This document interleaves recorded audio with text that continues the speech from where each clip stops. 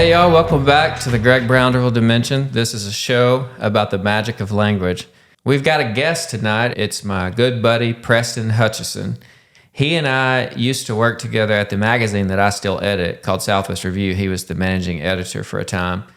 And it turns out we both love language and we both love sports. So tonight we're going to put those together and talk about sports talk. We find that there's a lot of sublime weirdness in the world of sports broadcasting and punditry. All right, Preston, let's get it started. Yeah, great to be here, Greg, in your dimension. It's an honor, but very excited to be here. So I to prove my worth immediately on the cast here, I brought you a little snippet of audio that I think I've listened to it probably 1,000 times. It brings me immense joy. Every time I listen to it, to me, this is a great example of, I don't know if you've seen the movie Moneyball.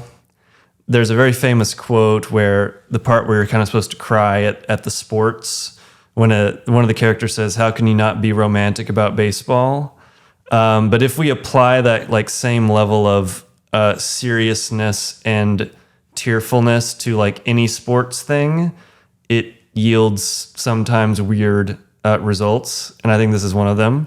So this is a clip of there's this guy named Nick Faldo, who's formerly was a professional golfer. Now he's a commentator with Jim Nantz on CBS, doing a lot of the big golf tournaments, and apparently he's retiring, moving to Montana with his wife.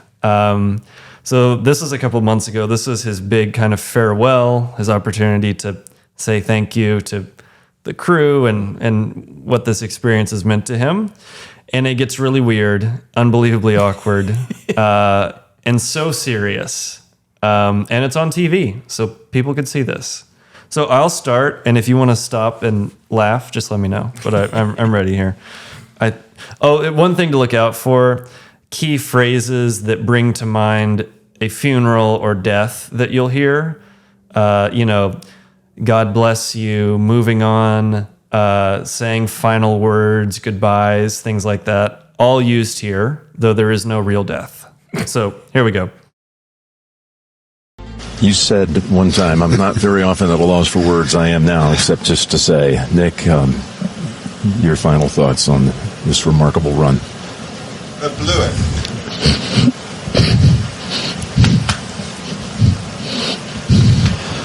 You got it, mate. That was all ready.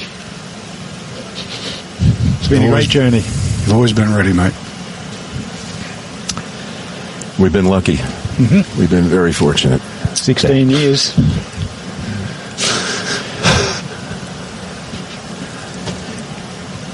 People only knew. Hang on. The time that you get breathe. to spend together. Let's say you breathe. 5 seconds, breathe. And I should point out, the voice saying breathe, breathe, this is the guy who's supposed to be talking, who's saying his goodbye, Nick Faldo. So that's his voice. Okay. You got this. So I was in a boat in Ireland, and they gave me a call and said, "How would you like to sit next to Jim Nantz?" And literally fell out of the boat. I really did. There was 2:06, and here we are, 16 years later. It's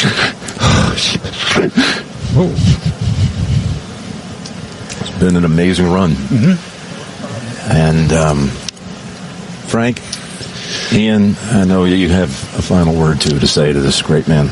Yeah, it's been an amazing 16 years. It's been 40 years since we've known you, and lots of water under the bridge, and maybe a lot more water flowing down that East Gallatin River up in Montana. Breathe, the fly rod. breathe. Looking forward to it. Nick, if it's about loving this great game. Yeah. Thanks to the crew. You're, as I affectionately and respectfully call you, the workers. They put the pictures out. We do the rattling. We have an easy job. Mm-hmm. Thank you all.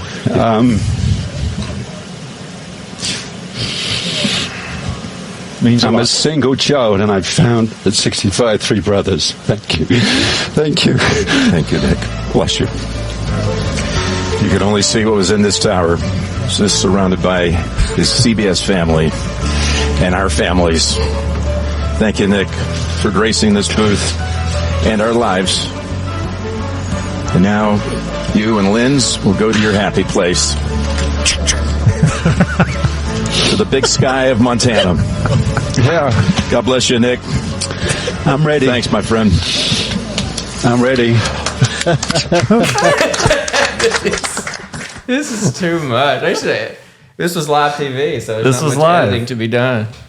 Good Lord. You have to wonder, was the producer sitting there thinking, this is gold, or end this, or this was inevitable? I don't know what their reaction must have been. Say goodbye, you're going to your happy place. The big sky. Yeah, They're talking about he's going to heaven, to the camphoraceous bosom of his maker. I know, returning to that great golf booth in the sky. And then Nick ending it with, I'm ready. Like, Say one last prayer. We're about to pull the plug. yeah, it's a part, euthanasia ad, part golf goodbye. I just like, and I think in sports, these things are happening around us constantly. And you just have to step out of the sports brain for a moment to notice that they're happening, because they kind of seem so normal. But sports gives us these all the time, I think. Yeah, Nantz bringing that golf voice to it already kind of made everything seem quiet and Right. a little too somber. Good. Hearing him go, breathe. At some point, I couldn't tell whether he was just always saying that to him. Sometimes I picture Jim Nantz like putting his arm around him and, just breathe those last sweet breaths before you go to the big sky. Just focus on breathing.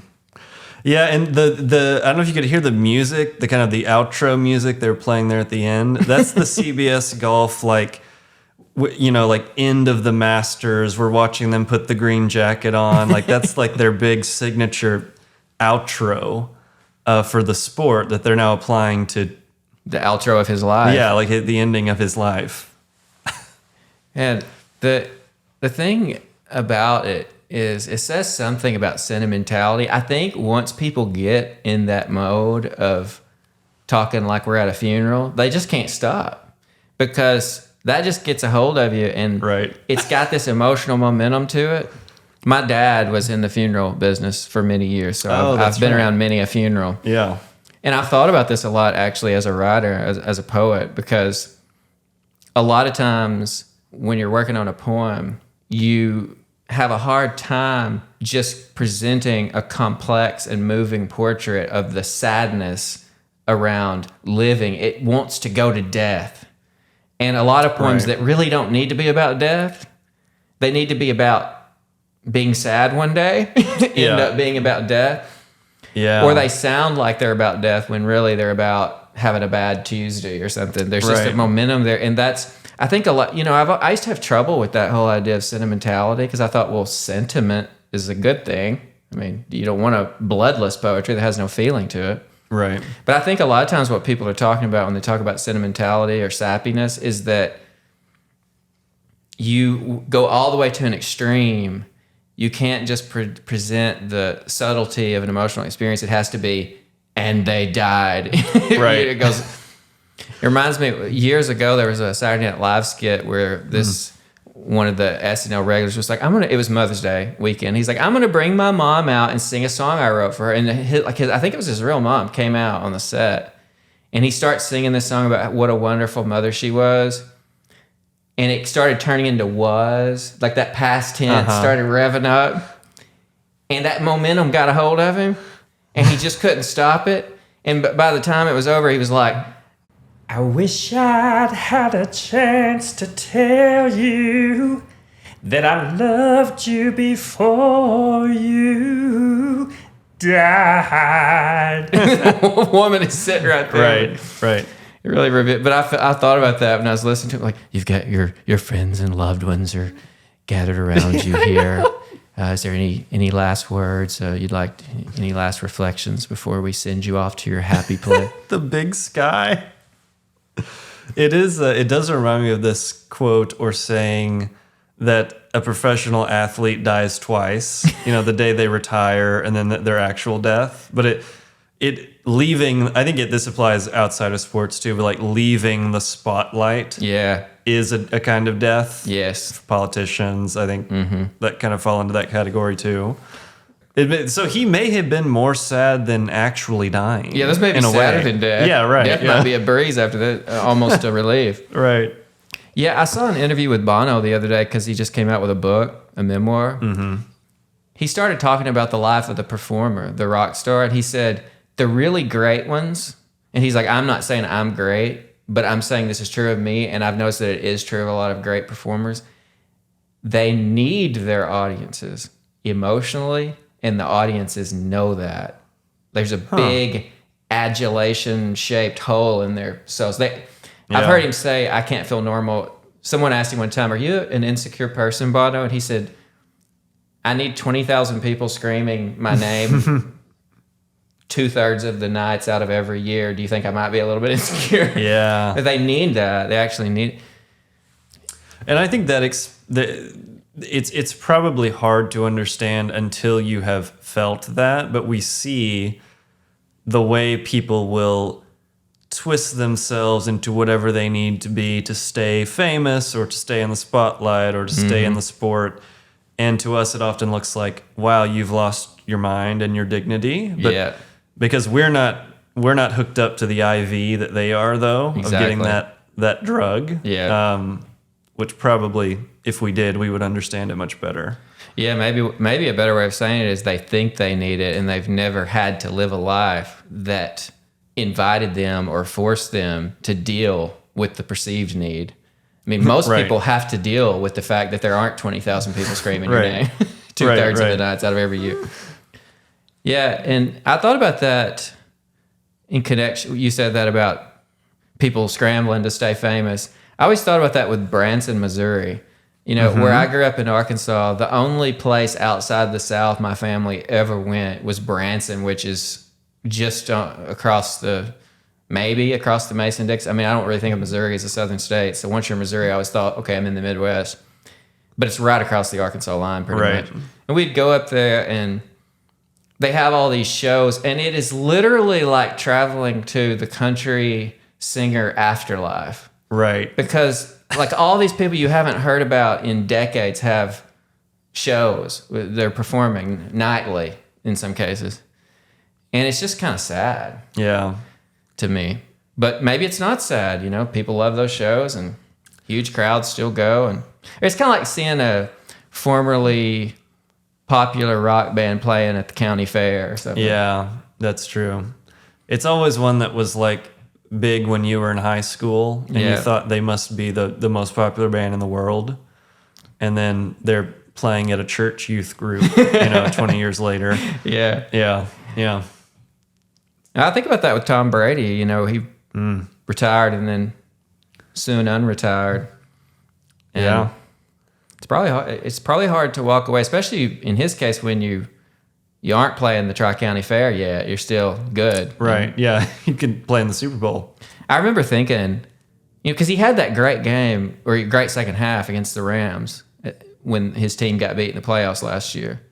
He did one of those amazing Tom Brady comebacks. It's just that his defense messed up there at the end and let Cooper Kupp get loose for a touchdown and win it for the Rams. But it was a classic Tom Brady second half. He had an amazing season. The numbers were just gaudy. Definitely. And I actually was enjoying the notion that when he played his last half of football, I was just watching Tom Brady.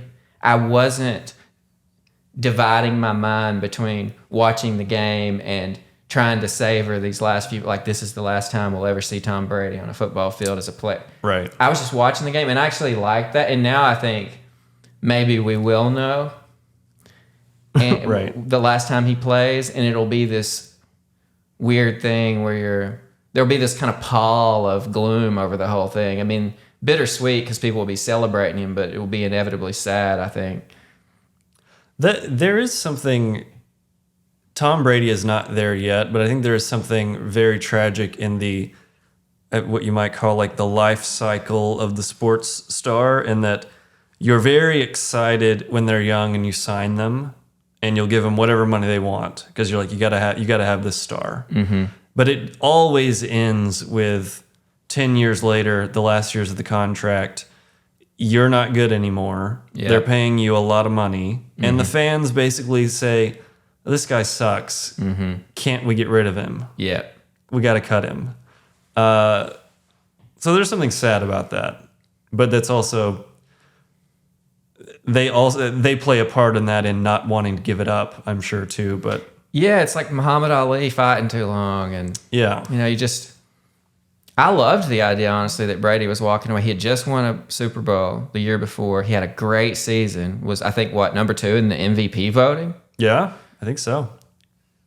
We didn't know we were watching a sad swan song performance. We were just watching him in a really exciting playoff game against the team that eventually won the Super Bowl and that he narrowly lost to. If that game goes to overtime, Tom Brady's winning it, 100%.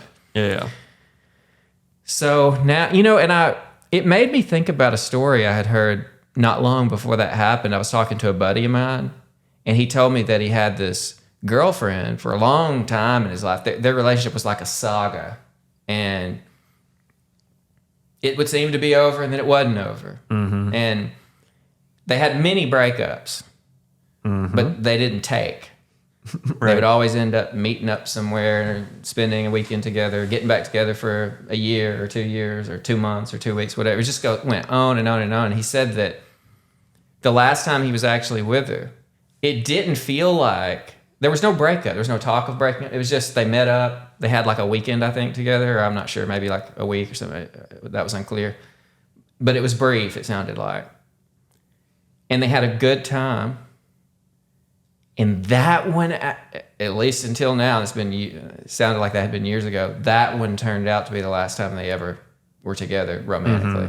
Mm-hmm. And he said he's glad he didn't know. Yeah. That was the last time because he simply had a weekend or whatever it was with this person. Yeah. And was enjoying it, not half in trying to enjoy it and half get a goodbye, to use Holden Caulfield's phrase from The Catcher in the Rye. He's leaving a school at the beginning of The Catcher in the Rye. Those of you who've read it may remember. And he's like, I went up on the hill to look down at the game. I was trying to get a goodbye. Well, now you're doing that whole thing where you're saying goodbye consciously. You're not really just living a day in the life. Right. And I thought about that in connection with Tom Brady because those of us who've watched him for all these years had that kind of goodbye that we didn't know was a goodbye. But then, dang it, he goes and unretires, and who knows what's going to happen now. He may wind up with one of those lame farewell tours, Yeah. That seems more likely now. You think this is his last season? Do you have any intuitions about that? I don't think so. I heard Bill Simmons, who often does kind of have some sort of inside track on Brady, I guess because of the New England connection, saying that, this is definitely his last season. But I don't know. It doesn't feel like that to me. Yeah. There's nothing, besides that they are not as good right now, there's nothing about this season that seems that different than many other seasons where he did not retire. Yeah. So, I don't know. We started out talking about Nick Faldo. Is that his name? We started with golf and made our way to football, as should be. One of my favorite things we talk about is, I think the volume of words said about sports continues to just expand and expand over the years, and we're using weirder and weirder words to talk about sports in that reality. Yeah. And you end up with some really weird ones. Some ones further and further removed from the reality of what is happening on the field. But we don't really always hear them because we're in sports mode, and you're kind of it deafens you a little bit to some of the strangeness, I think. Yeah, it's like all these sports writers and pundits and so forth are trying to avoid cliche. Right. Meanwhile, they're all peddling cliches all the time, but they know that and they feel uncomfortable about it, so they look for new ways of saying things. And they end up saying really weird things. That's actually my favorite part of it.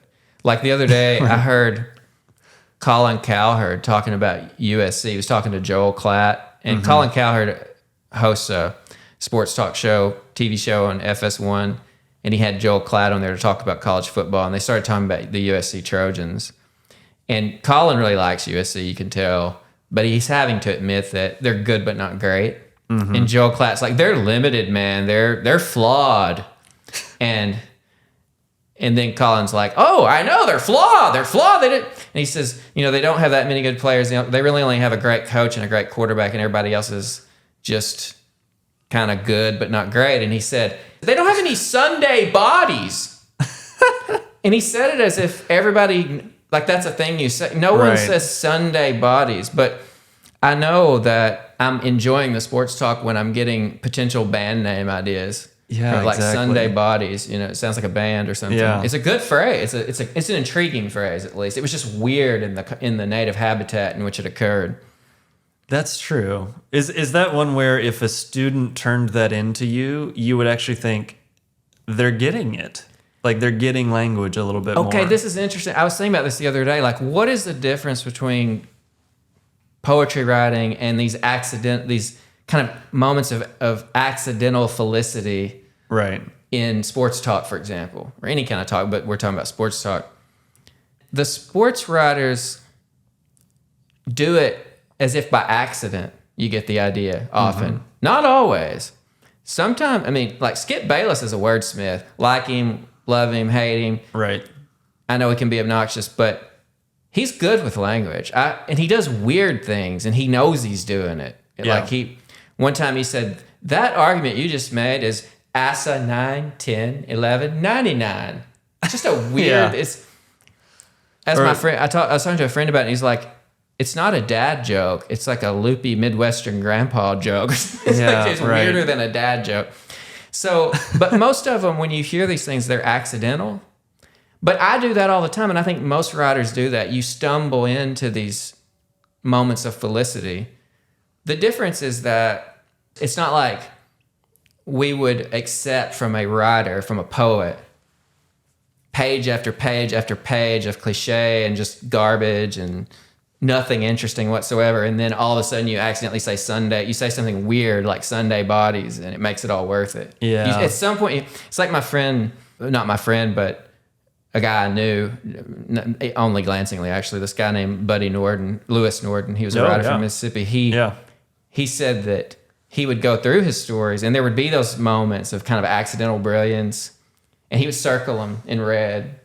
And then there'd be times when he was trying to write well and actually succeeded, and he'd circle those in red. And then there was a bunch in there that just wasn't working. And he would look back at his story and say, I need more red circles. Yeah, right. And then you have to connect the red circles somehow, and some of them will have to be cut. And so there's that crafting process. But if I have a student, and this often happens in creative writing classes I teach at SMU, a student will write something that I think might have been like Sunday bodies, kind of accidental brilliance. Well, I do that in my writing. I'm not snobby about that. I'm like, hey, you created this one way or the other. Maybe your subconscious mind was crafting in the background. You never know. All I know is you got this awesome phrase down on the page. Let's work with that. Yeah. No, Buddy Norden, the Owls, that short story. Oh, it's man, one of my so great. favorites of all time. Man, I heard him read it live in Mississippi one time, and it was one of the best readings I've ever heard. Yeah. He was such a good reader aloud of his work.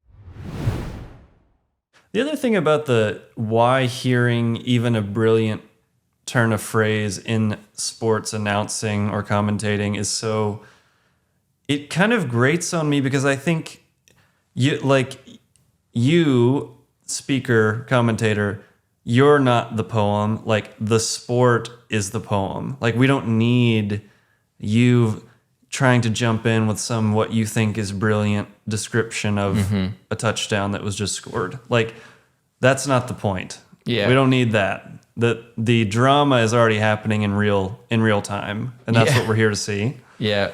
So it often comes across as so forced or amateurish. I don't know.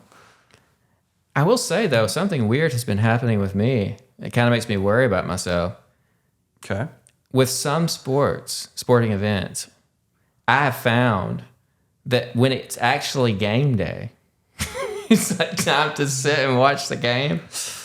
Sometimes I'm kind of like not watching or half watching, or I'll think, oh, I'll hear the commentary tomorrow. Almost like that's become a sport.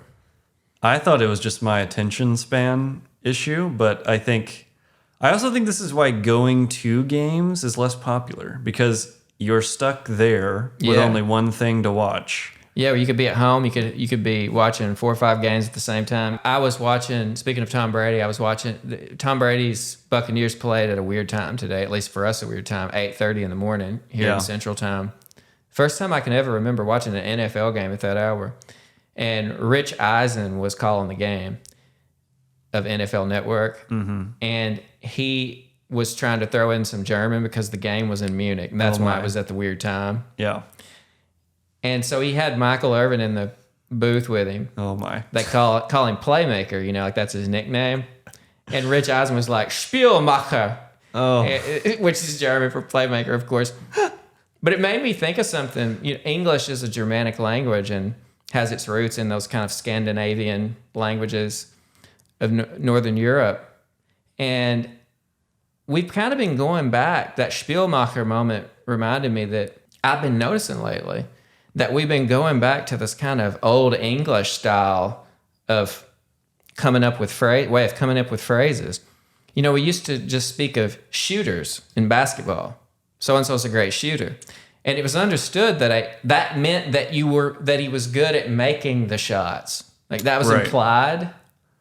But now everyone's talking about shot makers, which sounds like something from Beowulf or something. Right. It's like a kenning without the metaphorical imaginative dimension. It's just shot maker. And I've even heard people talk about, my friend was making fun of it, saying, we always knew it meant shot maker when we said shooters. We never spoke of shot releaser. He's like, maybe we're going to start talking about shot releasers. Right. But I actually have heard people talking about shot takers. And they say, they used to talk about receivers in football. Now a lot of people are saying pass catchers. Yeah. But I'm kind of about it because it does kind of take me back to those Scandinavian roots of English. It feels a little like closer to the bone or something. It reminds me of when I was learning German in college, and I heard their word Wolkenkratzer, which means cloud scratcher, which is the name of a very tall building. And I thought it was so cool until I realized we have almost the same thing in English, skyscraper. But I had somehow been numb to the coolness of skyscraper. Yeah. Which really is kind of like one of those old English kennings. It would be funny to make a little widget or website that it's called we have that too. And so for all these interesting German phrases that everyone kind of gets fixated on, you type it in and then it shows you the English one that is actually equally imaginative. We don't feel it anymore. We've gone dead to it. Yeah,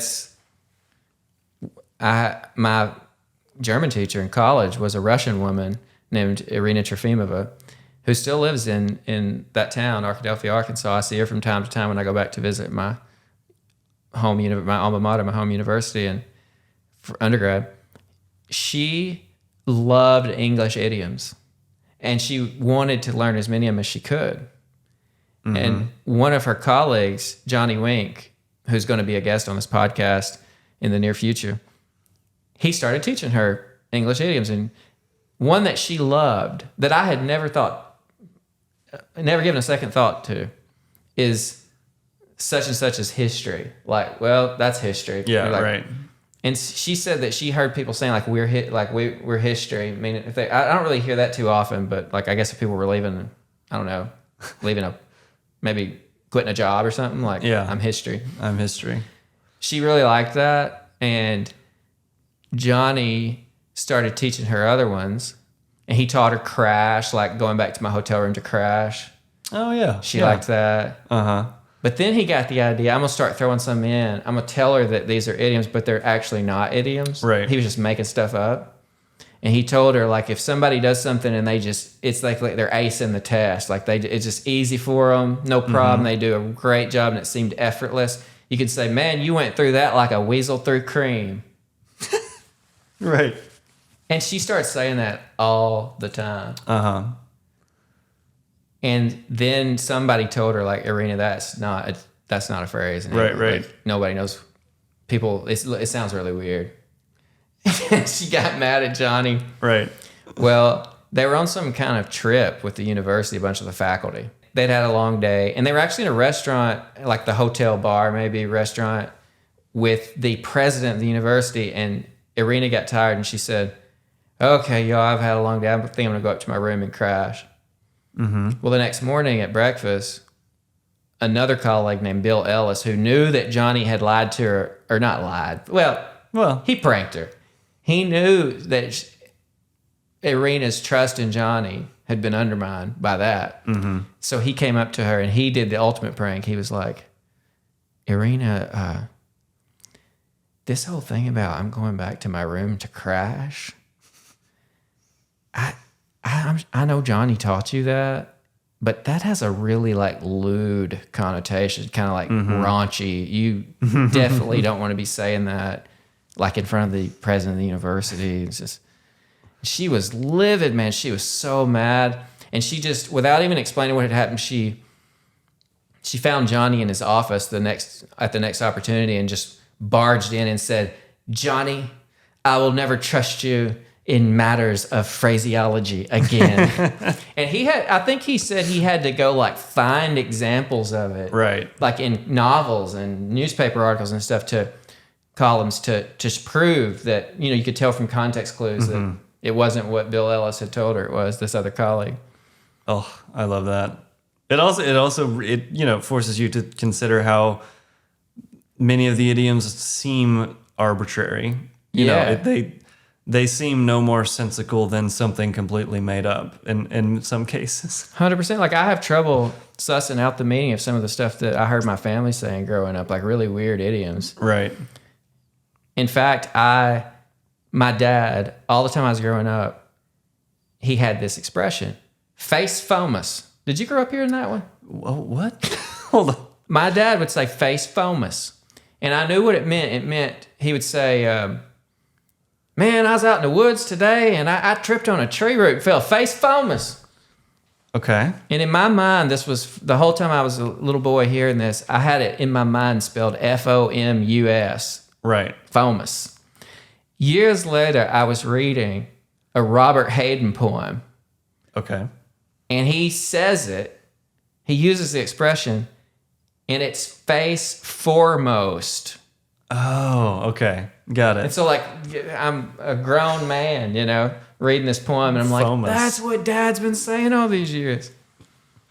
Yeah. What's so cool about A Weasel Through Cream is that through this story, which became legend, I mean, it was the stuff of legend Right. on that campus, in that linguistic world of the campus of Ouachita Baptist University in Arkadelphia, Arkansas, like a weasel through cream basically is an idiom. Right. Yeah. People say it. Everybody Yeah. knows that story. Yeah. And probably will as long as Johnny's teaching there. Yeah. All right, Preston. Well, this has been delightful. Thank you for visiting the Greg Brownderville dimension and bringing all this wisdom and knowledge and zaniness from the world of sports talk our way. No, it was a ton of fun. Thanks for having me, Greg.